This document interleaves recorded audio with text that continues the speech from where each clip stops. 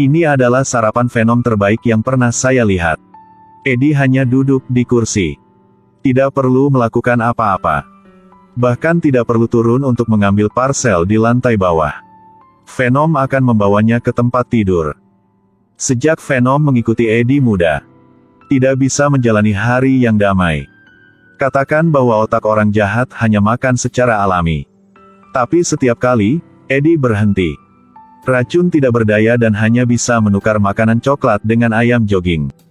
Tapi kedua ayam ini berubah menjadi hewan peliharaannya. Pagi itu, Eddie menerima surat dari si pembunuh celetus untuk. Dalam surat yang menceritakan kehidupannya dari kecil hingga dewasa. Ketika masih kecil, mendorong nenek menuruni tangga. Lempar pengering rambut dengan daya di bak mandi ibu. Bahkan hewan peliharaan tidak selamat. Kemudian dia dikirim ke panti asuhan oleh ayahnya. Sekali lagi dibully. Ada seorang gadis berteriak yang menyelamatkannya. Sejak saat itu, keduanya menjadi sepasang kekasih seperti gambar dan bayangan. Setelah tumbuh dewasa, bunuh orang dan kubur mayat yang tak terhitung jumlahnya. Sebelum dieksekusi, dia ingin melihat Eddie sekali. Sedang sedih karena tidak ada kerjaan apa. Eddie memutuskan untuk masuk penjara untuk wawancara. Tapi hal yang tak terduga adalah hanya mengatakan beberapa kata. Celetus mengungkapkan sifat aslinya. Mulai memprovokasi Eddie tanpa henti. Saya berharap kau sendirian selama hidup. Seperti biasa, Eddie tidak mau membandingkan. Sampai dia mengutuk orang tuanya. Venom panas seperti es krim dan tidak tahan lagi. Raih Celetus dan pukul dia. Selama kekacauan, Celetus mendekati Eddie. Pegang tangan kiri dan gigit. Sipir di dekatnya segera menarik keduanya keluar. Jangan sentuh tahanan, kamu mundur untukku. Tidak berdaya. Wawancara Eddie baru saja berakhir. Setelah Eddie pergi, darah yang terkumpul di mulut Celetus melahirkan kelainan bentuk. Orang ini tidak hanya tidak takut, masih mengisap. Eddie pulang ke rumah. Menyalahkan Venom terlalu marah. Bekerja tanpa otak. Venom mengira dia membantu Eddie melampiaskan amarahnya. Semakin keduanya berdebat, semakin intens. Akhirnya mulai menggunakan seni bela diri.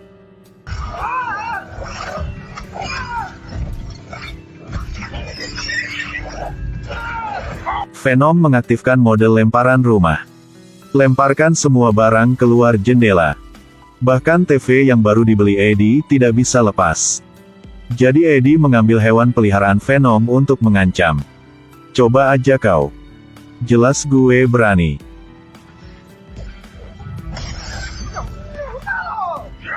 Eddie menggigit lidah Venom. Setelah pertempuran antara dua orang, Venom kabur dari rumah. Masukkan paman di lantai bawah. Sebelum berangkat, tidak lupa hantam motor Eddie.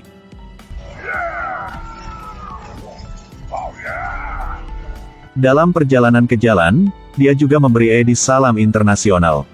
Tidak terikat Eddie. Venom jadi bebas. Lari ke karnaval. Masih minum dan mabuk.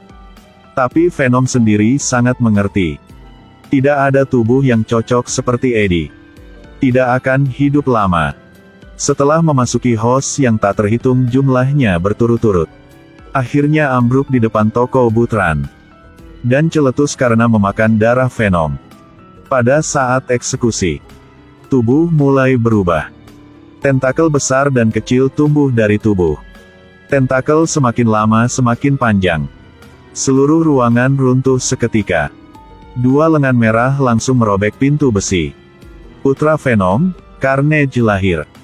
Carnage memiliki tubuh yang tinggi. Mulai pembunuhan yang keras di penjara. Sipir ingin naik dan menembak dan membunuhnya. Celetus telah berubah menjadi bentuk cahaya yang menghindari semua peluru. Semua orang di depannya disiksa dan dibunuh seperti semut. Dia dengan cepat membuka pintu penjara. Bebaskan semua tahanan. Kemudian menggunakan kekuatan. Berubah menjadi tornado untuk menembus dinding dan melarikan diri dari penjara. Celetus dengan cepat mendongak setelah keluar. Pangkalan eksperimental rahasia tempat pacar dikunci. Tidak ada satu suara pun yang menembus tempat ini. Menggunakan kekuatan Carnage untuk menyelamatkan pacarnya dari sel. Selesaikan semua pemblokiran polisi.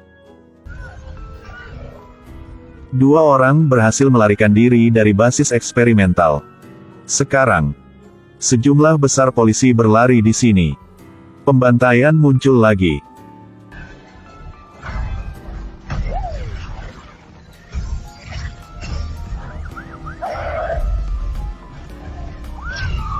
Helikopter bersenjata juga ditangani dengan sangat lembut.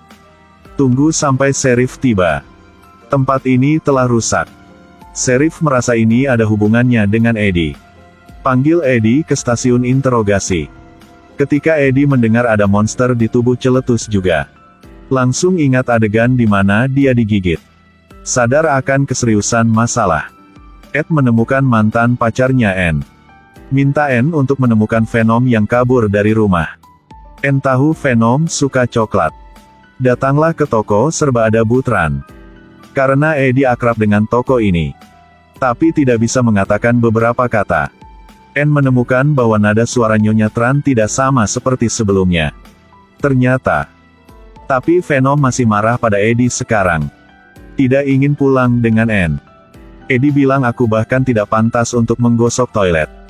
Anne hanya bisa menggunakan trik terakhir. Kau adalah yang paling keren, yang terkuat, yang paling kuat. Betul.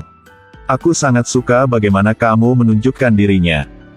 Kita akan menyelamatkan bocah itu. Ketika Eddie bingung harus berbuat apa. Anne pergi ke kantor polisi lagi. Dia tersenyum kecil. Berubah menjadi Venom, peluk Eddie, hancurkan tembok dan buru-buru keluar. Pelarian yang nyaman dari ruang interogasi. Venom melihat Eddie begitu tulus mengakui kesalahannya.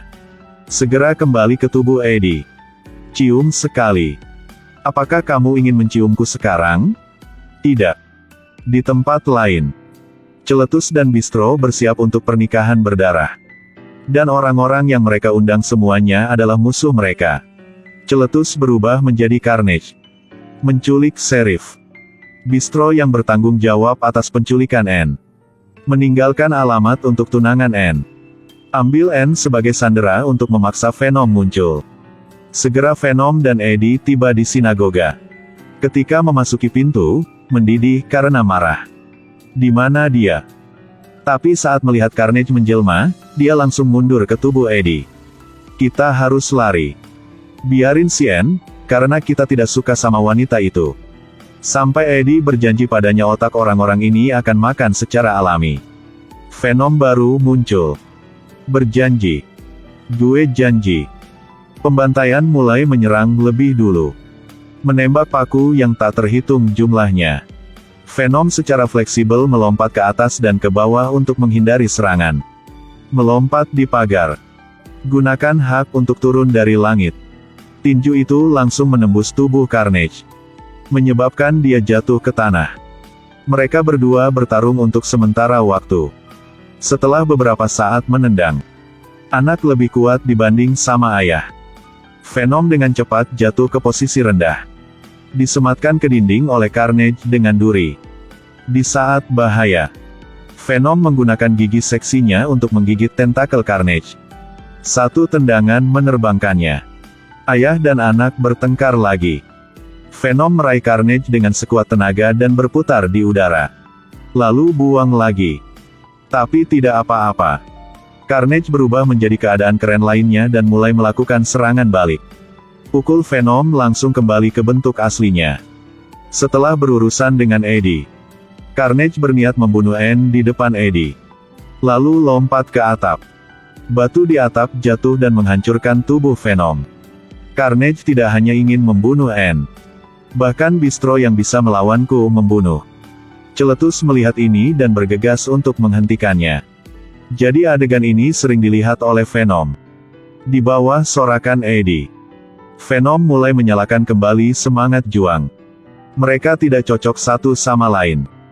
Kita baru cocok. Setelah fusi kita adalah satu. Pembela kehidupan. Setelah bangun.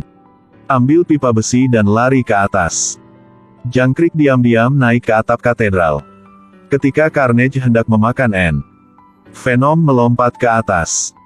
Ambil batang besi dan tancapkan langsung ke kepala Carnage. Menguntungkan menangkap Anne yang jatuh. Tanpa diduga, tubuh Carnage pulih begitu cepat. Datang ke punggung Venom, dia menusuk tubuhnya dengan tentakel yang tajam. Meskipun Carnage tanpa henti menyerang punggung Venom, masih menyakitkan untuk membawa Anne ke tanah. Seluruh tubuh Venom sangat lelah sekarang. Tidak lagi memiliki kekuatan untuk melawan Carnage.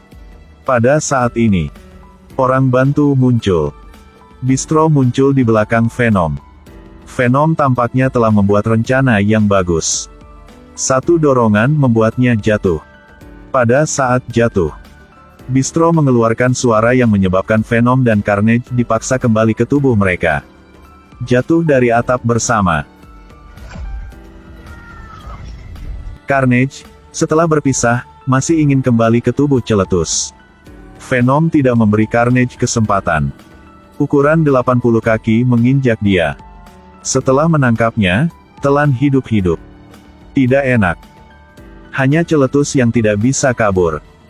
Terakhir, Eddie dan Venom karena ingin menghindari buronan polisi. Keduanya melarikan diri ke Hawaii untuk berlibur. Sejak saat itu, jalani hidup bahagia tanpa rasa malu. Sampai malam, Venom ingin membiarkan Eddie melihat apa yang dia alami.